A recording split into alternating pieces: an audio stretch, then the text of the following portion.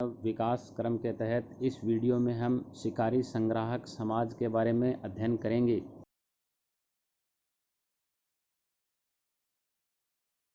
में हम बात करते हैं शिकारी संग्राहक समाज की। शिकारी संग्राहक समाज की हम बात करें तो जो अफ्रीका के अंदर जो रेगिस्तान है, कौन सा? कालाहारी रेगिस्तान की हम बात कर रहे हैं, सहारा की नहीं बात कर रहे हैं। वहाँ पर एक समाज है, वो कौन सा समाज की हम बात कर रहे हैं? कुंगसेन समाज है। वो कौन सा है? शिकारी संग्राहक समाज है। ये कहते हैं कि इसके साथ में 1870 ईस्वी के अंदर एक जो अफ्रीकी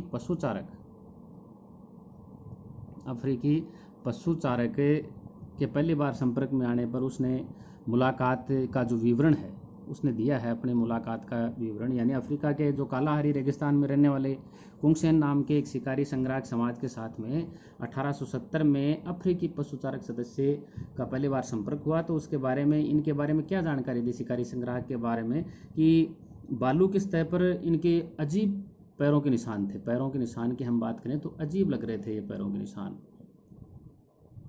अजीब पैरों के निशान थे और ये अन्य लोगों को देखकर घबरा जाते थे, अन्यों को देखकर, और डरकर भागकर कहीं छिप भी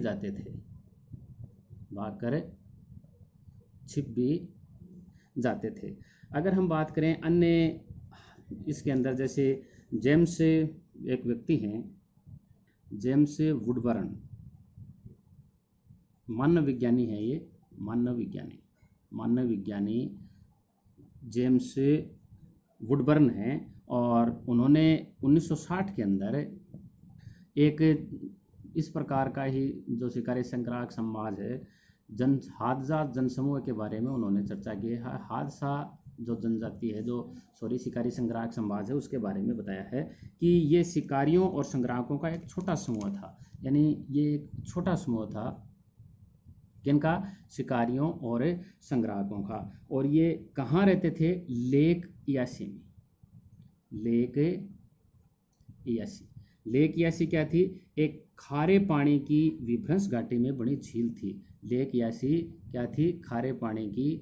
और कहाँ थी? विभ्रंश घाटी के अंदर खारे पानी की झील थी। और इसके आसपास कौन रहते थे? हादजा जनसमूह रहता था। कौन बताता है? जेम्स वुडबर्न, जो मानव विज्ञानी है, 1960 में ये ऐसा बताते हैं। यानी पूर्वी जो हादजा का इलाका था, ये हम कह सकते हैं कि जिस इलाके में ये रहते थे, यानी जो पूर्वी हादजा जो इलाका था वो कैसा था? या तो यहाँ पर सूखा पड़ता था या फिर ये चट्टानी था। और जहाँ अगर हम बात करें तो घास, कांटेदार झाड़ियाँ,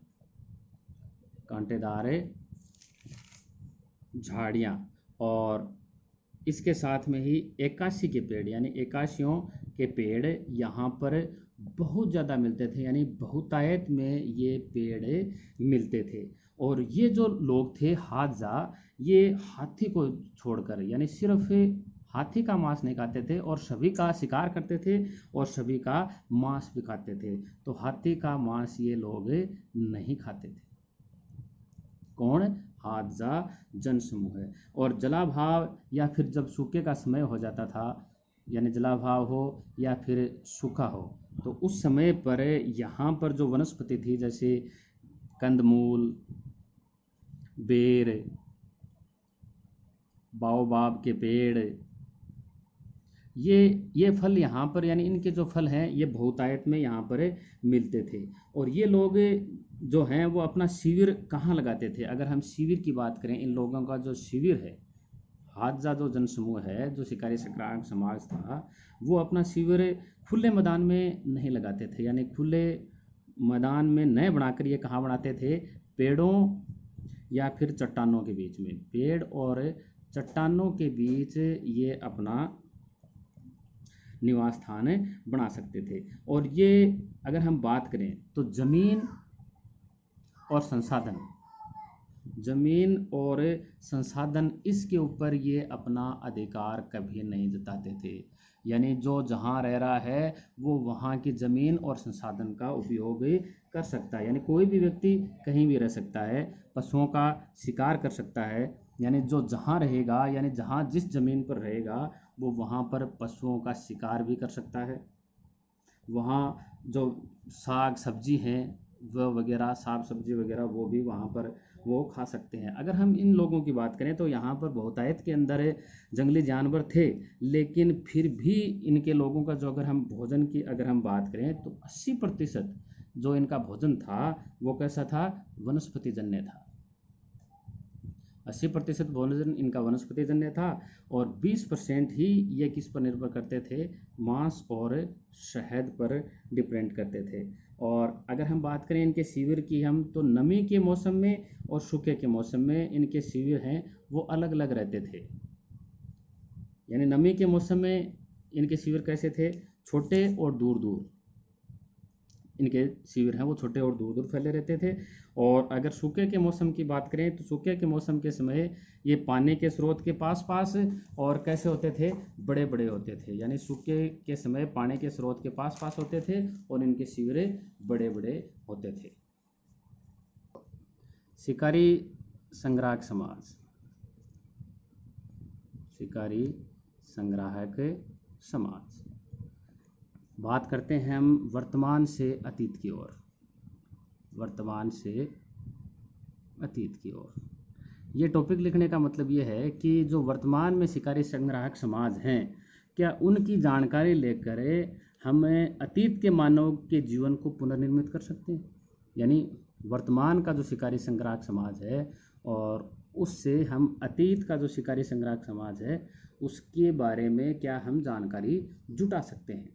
तो इसके बारे में दो यहाँ पर विचारधाराएं हैं, दो, और ये एक दूसरे की परस्पर विरोधी विचारधाराएं हैं।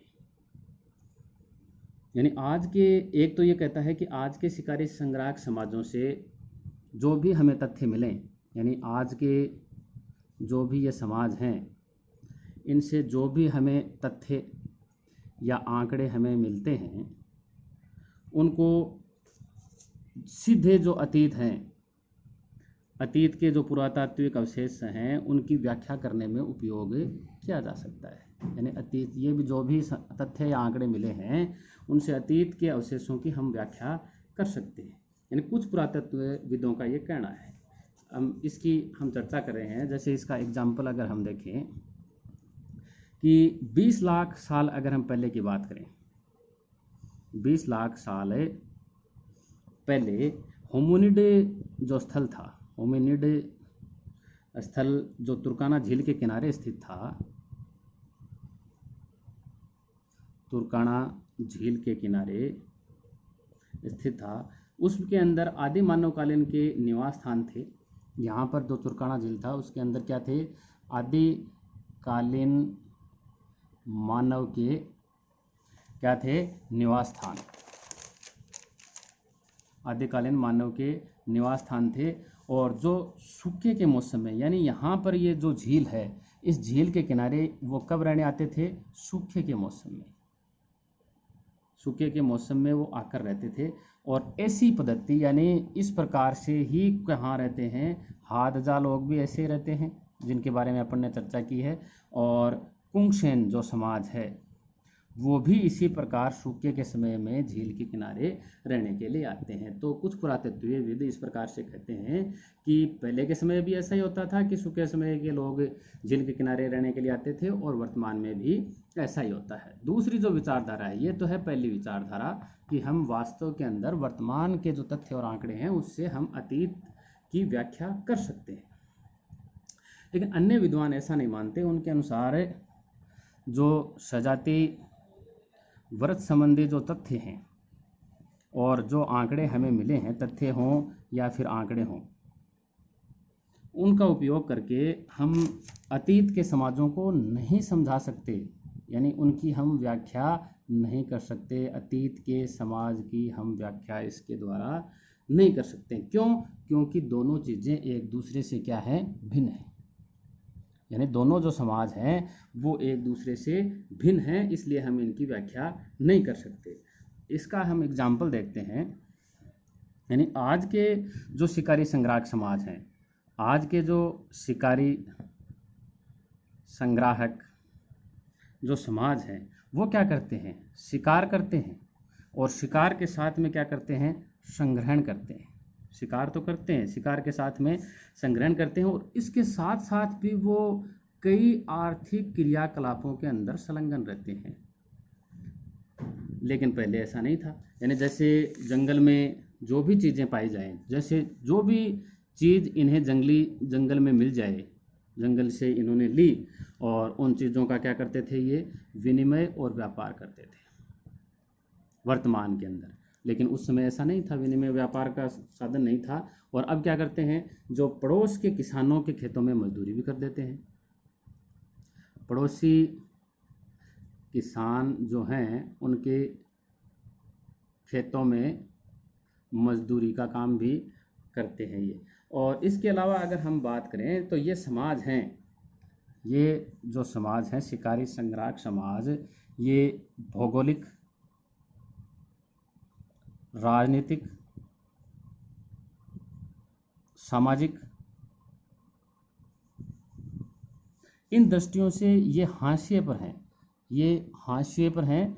भौगोलिक, राजनीतिक, यानी ये जो आरंभिक मानव की अवस्था से हम ये कह सकते हैं कि ये समाज हैं, वो जो आरंभिक मानव के समाज हैं उनसे क्या हैं जी, भिन्न है। यानी वर्तमान के अंदर शिकार भी करते हैं, संग्रहण भी करते हैं, विभिन्न प्रकार की आर्थिक क्रियाओं के अंदर भी संलग्न रहते हैं, और जो भी जंगल में चीज़ें मिलती हैं उनका विनिमय भी करते हैं, व्यापार भी करते हैं, पड़ोसी किसानों के खेतों के अंदर मजदूरी भी करते हैं। और ये जो समाज हैं ये भौगोलिक और राजनीतिक और सामाजिक दृष्टि से हाशिए पर हैं। और इस प्रकार हम कह सकते हैं कि ये आरंभिक जो मानव थे उनसे भिन्न थे। आज के जो शिकारी संग्राहक समाज हैं उसमें आपस में भिन्नता है, यानी ये तो पहले की बात करें, आपस में वर्तमान में जो समाज हैं उनमें भी आपस में भिन्नता है। यानी वर्तमान जो समाज हैं शिकारी संग्राहक, उनमें ही आपस में भिन्नता है इसके अंदर। यानी सब समाज शिकार संग्रहण के अलग अलग महत्व है, यानी सभी अलग अलग हैं, शिकार भी इनका अलग है और संग्रहण भी, सभी को ये क्या कहते हैं, अलग अलग महत्व देते हैं। अलग अलग समाज शिकार और संग्रहण को अलग अलग महत्व देते हैं। इनके जो समाज हैं इनके आकार भी भिन्न भिन्न हैं, कई छोटे हैं, यानी हम कह सकते हैं कई समाज हैं वो छोटे हैं, कई समाज बड़े हैं। इनकी गतिविधियों में भी अंतर है, यानी जो वर्तमान में समाज हैं उसकी गतिविधियों में भी क्या है, अंतर है। और जो भोजन प्राप्त करने के इनके जो मामले हैं, भोजन प्राप्त करने के मामले में भी, यानी जो श्रम विभाजन है उनमें भी इनके अंदर आम सहमति नहीं है, आम सहमति इनके अंदर नहीं है। यानी कैसे नहीं है कि आज भी जो अधिकतर जो स्त्रियां हैं, अधिकतर जो स्त्रियां हैं वो ही खाने पीने की सामग्री जुटाती हैं। यानी खाने पीने की जो सामग्री है वो कौन जुटाती हैं जी, स्त्रियां जुटाती हैं, और पुरुष क्या करते हैं, शिकार करते हैं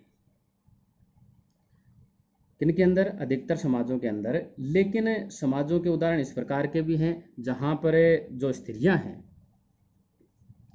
हैं, पुरुष हैं, वो दोनों ही क्या करते हैं, यानी दोनों ही शिकार भी करते हैं, संग्रहण भी करते हैं, और औजार बनाने का काम भी करते हैं।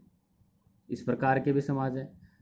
तो अलग अलग प्रकार की यहाँ पर हमें विशेषता देखने को मिलती है। यानी इस प्रकार हम कह सकते हैं कि वर्तमान समाजों में भिन्नता की स्थिति होने से, यानी वर्तमान समाजों में ही जो विभिन्न प्रकार के वर्तमान में समाज हैं उनमें ही जब भिन्नता है तो अतीत के बारे में हम निष्कर्ष कैसे निकाल सकते हैं, कहने का मतलब ये है। यानी विकास के क्रम के शेष भाग का अध्ययन हम अगले वीडियो में करेंगे।